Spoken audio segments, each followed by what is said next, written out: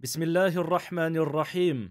Qu'est-ce que le Coran? Ce cours est un résumé simple de ce que tout musulman devrait savoir concernant le dernier des livres sacrés.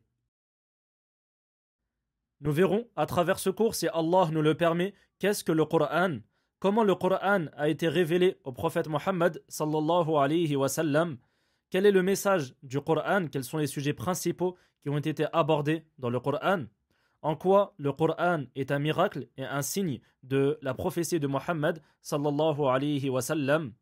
Nous verrons également comment le Coran a été transmis à travers les époques, quelles sont les différentes règles à connaître afin de comprendre le Coran d'une bonne manière. Nous verrons également les différentes lectures coraniques, al-qira'at, et pour finir, nous allons citer quelques livres d'exégèse permettant de comprendre le Coran d'une bonne manière.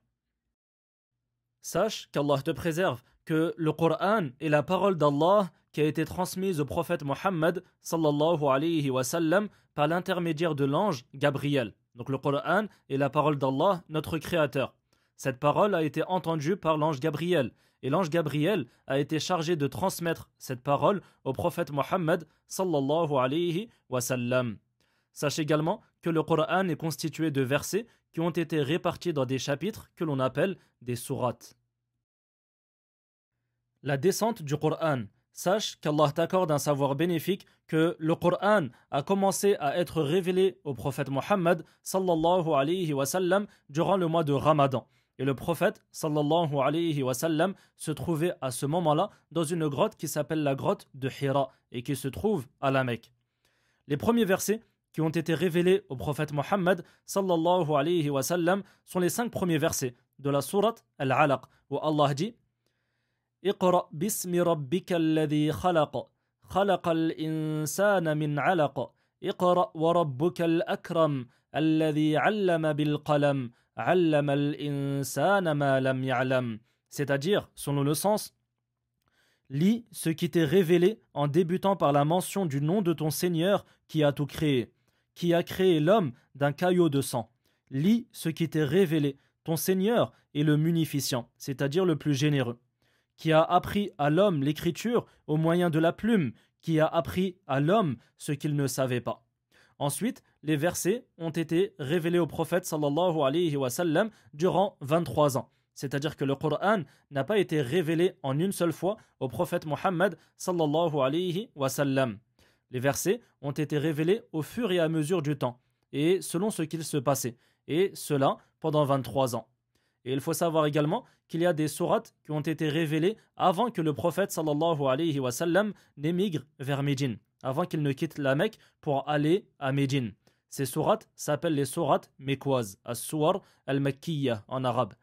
Et celles qui ont été révélées au prophète Mohammed sallallahu alayhi wa sallam après son émigration s'appellent les sourates médinoises, as-suwar al-madaniyya. Le message du Coran. Sache qu'Allah te préserve, que le message principal du Coran est d'appeler les gens à adorer Allah seul et à ne lui donner aucun associé. Tous les versets du Coran appellent à unifier Allah Azza wa Jal dans l'adoration, que ce soit de manière directe ou indirecte. Et parmi les sujets qui sont également abordés dans le Coran, on retrouve les différentes adorations qu'Allah a agréées, telles que la prière, l'aumône ou encore le pèlerinage, les lois islamiques telles que les règles du mariage et du divorce, le récit de nombreux prophètes et messagers tels que le récit de Noé, d'Abraham, de Moïse ou encore de Jésus, la création des cieux et de la terre et les étapes de création de l'être humain, et enfin, on peut retrouver dans le Coran de nombreux versets qui décrivent le paradis, qu'Allah nous l'accorde, et de nombreux versets qui décrivent l'enfer, qu'Allah nous en préserve. Le miracle du Coran. Sache qu'Allah me guide et te guide vers le droit chemin, que le Coran est le plus grand miracle que le prophète Mohammed sallallahu alayhi wa sallam a reçu afin de prouver qu'il est un véritable messager d'Allah. Et la raison pour laquelle le Coran est un miracle réside dans son caractère inimitable. En effet, il est impossible de reproduire ne serait-ce qu'une seule sourate parmi les sourates du Coran. Et le simple fait de méditer sur les versets du Coran, pour celui qui en a la capacité, permet d'être certain que c'est la parole d'Allah. Et c'est d'ailleurs pour cela que le simple fait d'écouter le Coran à l'époque du prophète sallallahu alayhi wa sallam était suffisant pour y croire. Allah a même mis au défi le monde entier de reproduire ne serait-ce qu'une seule sourate parmi les sourates du Coran, et personne au monde n'a pu relever le défi. Et pour comprendre ce sujet d'une bonne manière, il convient bien sûr de comprendre la langue arabe, car le Coran a été révélé dans cette noble langue. Mais afin d'assimiler un minimum ce sujet, il convient de comprendre que le caractère inimitable du Coran est dû à 3 raisons principales. La première, les mots qui ont été choisis dans chaque verset ont été choisis avec précision. Et il est impossible de proposer un mot qui serait meilleur que le mot qui a été choisi dans chaque verset. La deuxième raison, le sens des versets, c'est-à-dire que les versets du Coran guident vers un chemin qui est droit et ces versets ne comportent aucune contradiction. La troisième raison, l'agencement des versets, c'est-à-dire que les mots du Coran ainsi que les versets sont agencés dans un ordre très précis et il est impossible de reproduire cela.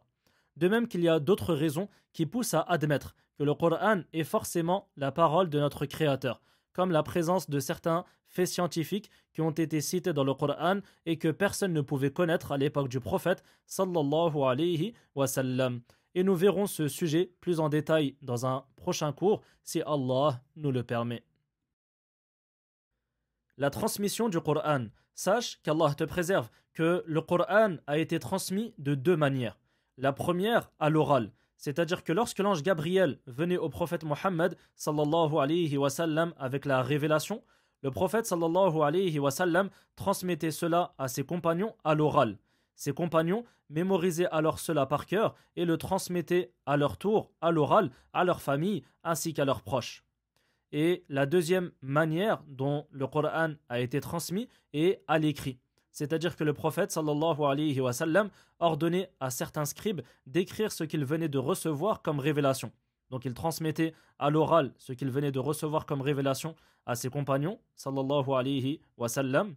Et également, le prophète sallallahu alayhi wa sallam ordonnait à certains scribes d'écrire ce qu'ils venaient de recevoir comme révélation. Ces scribes notaient alors ces versets sur ce qu'ils pouvaient trouver comme support, tels que des feuilles de palmier ou encore la peau de certains animaux. Et ce n'est qu'au temps d'Abu Bakr, radiyallahu anhu, le compagnon du prophète, sallallahu alayhi wa sallam, que le Coran a été compilé dans un seul et même endroit. Et ensuite, le Coran a été transmis à l'écrit.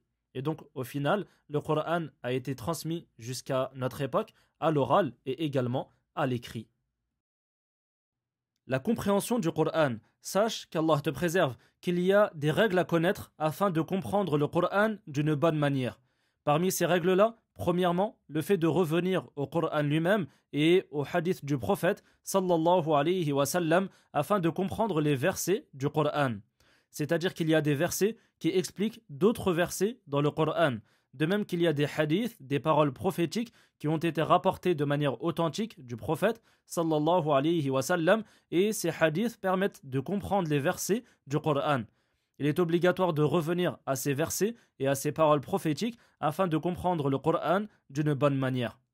Deuxièmement, il est obligatoire de revenir à la compréhension des pieux prédécesseurs, c'est-à-dire les 3 premières générations qui sont venues après le prophète Mohammed sallallahu alayhi wa sallam.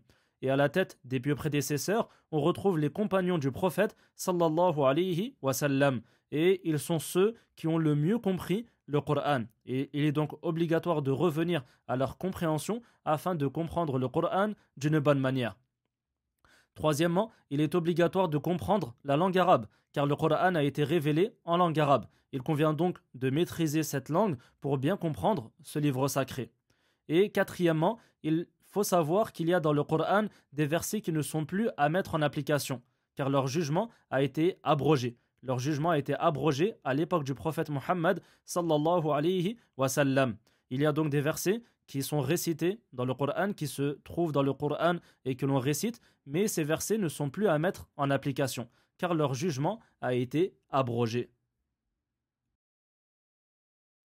Les lectures coraniques. Sache qu'Allah te préserve que lorsque le Coran a été révélé au prophète Mohammed sallallahu alayhi wa sallam, il a été révélé de sorte à ce qu'il puisse être lu de plusieurs manières différentes, afin de faciliter aux différentes tribus arabes la lecture du Coran.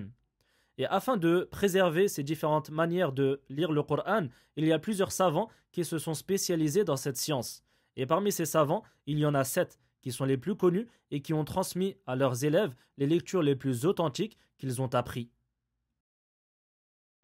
Le premier de ces savants s'appelle Nafi' et la lecture de Nafi' est très répandue en Afrique et notamment en Afrique du Nord. Elle a été transmise principalement par 2 personnes. La première s'appelle Warsh et la deuxième s'appelle Qaloun. Le deuxième savant s'appelle Ibn Kathir. Le troisième Abu Amr et la lecture d'Abu Amr est très répandue au Soudan. Le quatrième s'appelle Ibn Amir. Le cinquième s'appelle Asim et la lecture de Asim a été transmise entre autres par une personne qui s'appelle Hafs et c'est la lecture la plus répandue et la plus connue en Europe.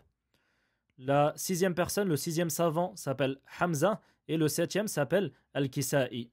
Et dans l'audio qui va suivre, on va écouter un récitateur qui va réciter un verset du Coran en prenant en compte les différentes lectures coraniques qui existent. وَلَمْ يَكُنْ لَهُ كُفُوًا أَحَدٌ وَلَمْ يَكُنْ لَهُ كُفُوًا أَحَدٌ وَلَمْ يَكُنْ لَهُ كُفُوًا أَحَدٌ وَلَمْ يَكُنْ لَهُ كُفُوًا أَحَدٌ وَلَمْ يَكُنْ لَهُ كُفُوًا أَحَدٌ. Les livres d'exégèse du Coran.